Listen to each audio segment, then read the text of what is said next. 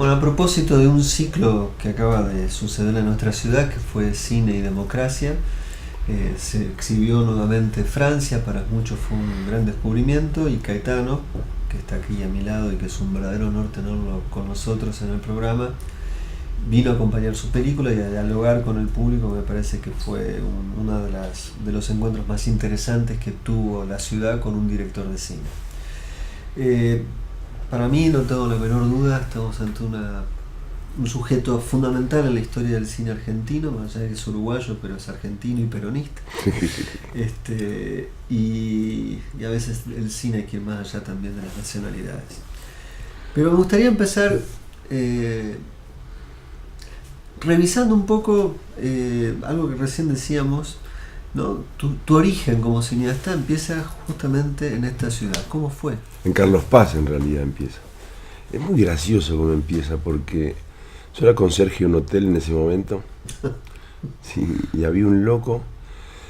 Iban todos estos, ¿cómo es? Los grupos de egresados, qué sé yo. Era un infierno, en temporada era un infierno.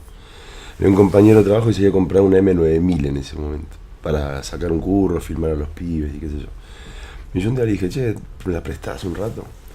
Y filmé un corto que era muy gracioso, de terror, que el productor fue un almacenero, que era el almacenero que nos vendía cerveza, que en realidad lo que nos dio de comer y nos llevó en auto a la locación.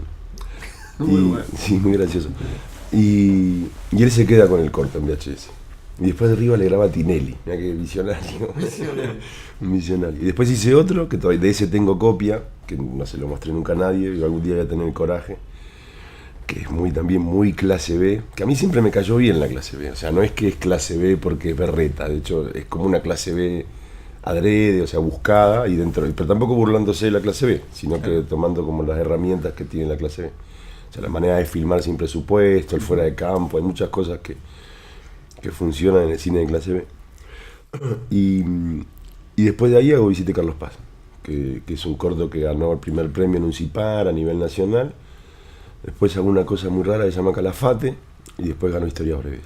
Ahí después me voy a Buenos Aires, y en Buenos Aires la carta de presentación era Cuesta Abajo, que era el corto de Historias Breves.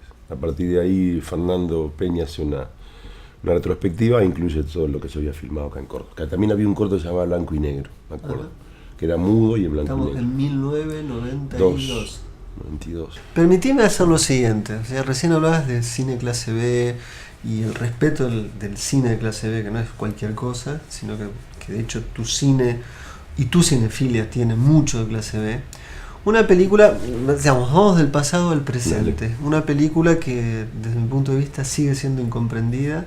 Probablemente en el tiempo vuelva a ganar su lugar, que me refiero a Mala, sí. Fundamentalmente una película que en Argentina, de algún modo, su recepción fue mala.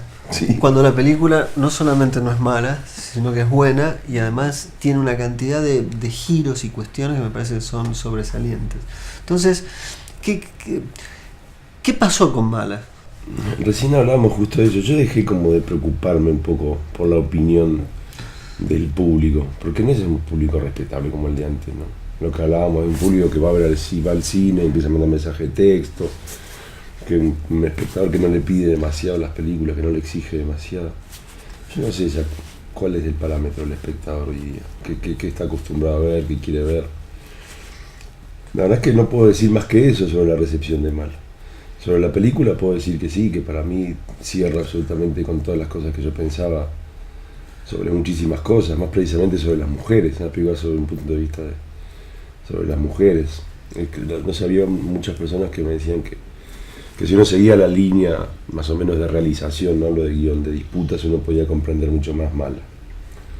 Para mí es una película no feminista, pero sí una película más para mujeres que para hombres, y después es una película clase B.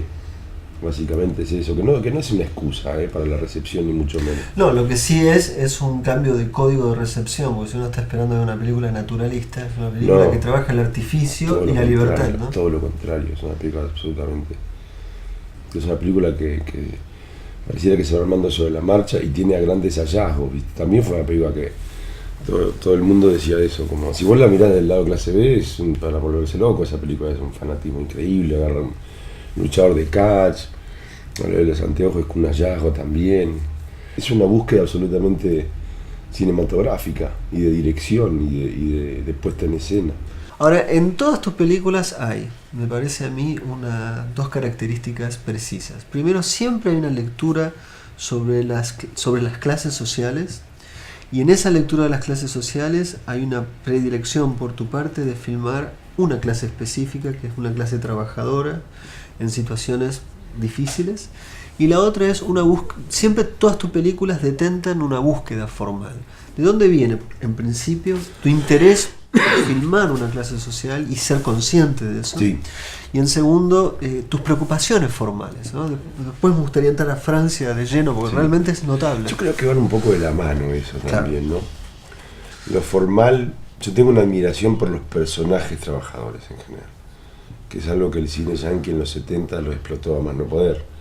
Carpenter también en sus películas desde Dark Star, que son los trabajadores del espacio, totalmente, hasta la policía, la concepción de trabajadores en la remake esa Río Bravo, entre comillas, que es Asalto al Precinto 3.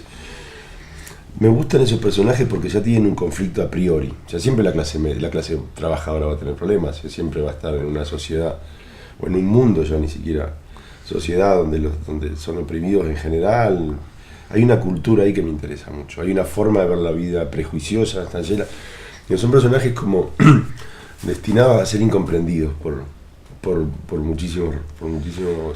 mucha gente de cine también.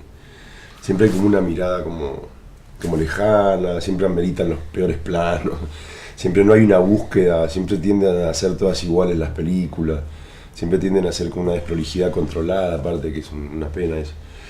Entonces la búsqueda formal mía va como por la conjunción de dos cosas que parecieran ser imposibles a priori. Que es una puesta de escena muy cuidada en función de personajes trabajadores que trabajan la puesta en escena. Desde un lugar muy minimalista como es Francia, que es todo lo contrario, como decía, de lo que es Crónica. Que es un derroche todo el tiempo de puesta en escena. O sea, es un derroche gigante, llueve, hay grúas, qué sé yo. En Francia no, es como la búsqueda. Era muy difícil. Bueno, hay una cosa en Francia que funciona mucho, que es que la cámara está a la altura de los personajes. Si están sentados están acá, si están parados está arriba. Nunca hay una cámara que los mire desde arriba o desde abajo, que no deforma, no hay ningún lente que deforme la visual. O sea, es lo más parecido a cómo uno ve en la realidad. La película no tiene muchos primeros planos, No. Hay un trabajo muy preciso sobre planos generales. Los encuadres son enrarecidos en ciertos momentos. Esto, como ayer Hay un respeto también, me parece. Hay un respeto, hay planos enteros. A menudo hay un paneo que va o de izquierda a derecha o derecha a izquierda. Y al final se va. En un traveling, en Steadicam, en cámara lenta, con música, a todo. Es el momento que la película medio se emancipa de todo. Sí, ¿no? total. Pero hay un momento que es inolvidable, al menos para mí, que es ese gran momento, ese plano secuencia aéreo, digamos, como dinámico aéreo, en la casa de los ricos que hablan de los wichis, y que es un momento muy particular de la película. ¿Por qué pensaste, digamos, ahí hay un cambio de decisión formal importantísimo? Grande. Que en realidad hay un planito previo de Natalia en cámara lenta también, caminando entre la gente, y tiene un tele donde la gente está fuera de foco, cosa que Francia no tiene en ningún momento también. Es como un preludio a esa gran escena ese momento. Antes en el guión, ahí estaba escrito una discusión, me acuerdo, donde Natalia era despedida, el personaje de Natalia. O sea, la echaban, se peleaba con la gente y se iba. Y me parecía como muy explícito esa escena dentro de Francia, donde todo está muy sugerido, todo está como realmente no en un subtexto, sino directamente en una cosa metafórica. Y yo decía, bueno, en realidad esto es como una pesadilla. Yo quería contar el despido de ella desde el punto de vista de ella en ese momento, porque ahí es uno de los pocos momentos que también ocurre en la fábrica con Delgado, donde la niña pareciera no estar ahí, donde es un punto de vista donde participa el espectador y el personaje. La soledad había que contar ahí, y la exasperación de esta persona con una clase social que la tiene cansada y podrida. Por eso en un momento la escena se torna como exasperante, ese loop y las voces que se empiezan a repetir y esa cosa que aturde, que va por otro lado, que en un momento se transforma casi en una banda sonora, casi en algo musical. Empezás a seguirla a ella y empezás a... Sí, es un momento de enajenación sonora. Exacto, y que uno lo que está experimentando es la percepción del personaje. Exacto, es eso. Está muy bien eso porque hay que enseñarles a los wichis. ¿Cuánto Sí, cobras claro. por eso, Federico? Cobro lo que tengo que cobrar, Federico, lo que tengo que Ricardo, cobrar. ¿cuánto cobras? De inclusión. De inclusión social, Muy el pueblo bien. originario. Eso es muy... Vamos a brindar por el proyecto de inclusión social para los pueblos imaginarios de los wichis. Vamos...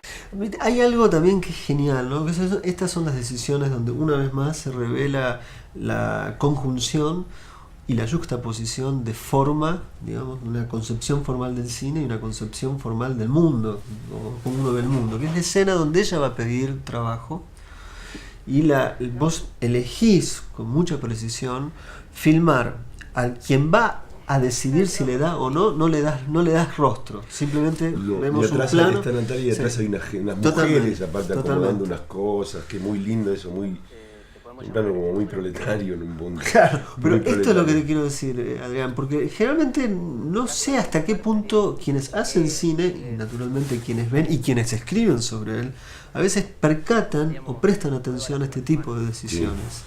Sí, cada vez menos lo hacen, ¿no? Ahí hay algo, primero que yo Natalia la fui descubriendo a medida que avanzaba el rodaje, que lo mismo me pasó con Milagros, lo mismo me pasó con Daniel Valenzuela, que es el psicólogo, que eso también, esa libertad es linda en el rodaje, que vos llegás ahí y ves que le das, digamos, recoge el guante el actor y empieza a dar lo mejor de sí. Ahí Natia tiene una actuación tan sutil en ese momento, que es cuando el tipo le pregunta, ¿sos casada? Y ella guarda un silencio de 5 o 6 segundos y corta la escena y termina ahí. No, yo no concibo Francia sin otra actriz, con otra actriz, que me pasa con El Oso Rojo, que me pasa con Bolivia. Digamos, hay películas que a veces vos las ves y decís, este actor podría haber estado otro que también se la bancaba. Yo no puedo concebir a Francia sin mi hija y sin Natalia, digamos. Claro, tu hija es fundamental. Sí. Mariana, ¿sabes por qué le pedí a tu papá que venga con vos? Gloria, Ahora se hace llamar así. podemos decir que el problema de Mariana es de desorden afectivo. Déjame que te explique. Bueno, Adrián, ha sido un placer enorme tenerte Bueno, en el cinematógrafo y pocas veces encuentro un cineasta que tenga precisión sobre el lugar que ocupa el cine en el mundo, que sea cinéfilo y que haga películas pensando que aquellos que trabajan merecen estar en el cine. Bueno, muchas gracias.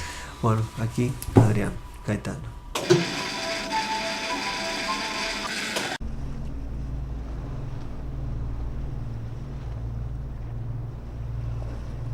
Don't follow me too soon. Okay. Wait a good 2 minutes. I'll wait till you disappear. Don't worry. Entre algunas de las películas que el genial Adrián Caetano nos contaba, una de sus películas favoritas es El hombre de Londres, película de Béla Tarr. Y un poco lo interesante en el caso de Caetano es un director que se siente cómodo trabajando a veces en los géneros, pero a la vez tiene una mirada autoral. Esta idea de autor en el cine, gastada, puesta en duda, vuelta a renacer, en la actualidad quizás hasta casi no tiene sentido, no obstante no deja de ser una interrogación para el cine contemporáneo. ¿Dónde están los autores? ¿Dónde están los creadores detrás de las películas? Si es que todavía hay un gesto creador. Y en ese sentido es importante pensar dónde podemos identificar en el cine contemporáneo ese sesgo, ese gesto del creador del cine de autor.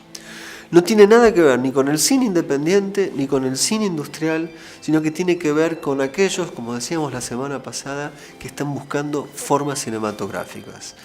En pleno corazón de Hollywood, en pleno corazón de la industria, uno se encuentra con Cacería Macabra y detrás, por ejemplo, hay un tipo que está pensando el cine. Uno va al cine independiente y se encuentra con un tipo como Perrone haciendo pendejos y ahí hay un director. Y uno lo ve en Caetano, capaz de hacer Mala, capaz de hacer Un Oso Rojo, capaz de hacer Bolivia y sin embargo, secretamente hay un hilo conductor. Ese hilo conductor se llama la política de los autores. Fue una vieja idea de la década del 60 y en algún sentido hoy tiene más vigencia que nunca, pero en otros términos, en otro tiempo y en otro orden simbólico que es el nuestro. Eso hay que pensar, me parece a mí, y eso es el cine y el desafío de pensar el cine de hoy. Nos vemos la semana que viene aquí en El Cinematógrafo, el cine en la tele.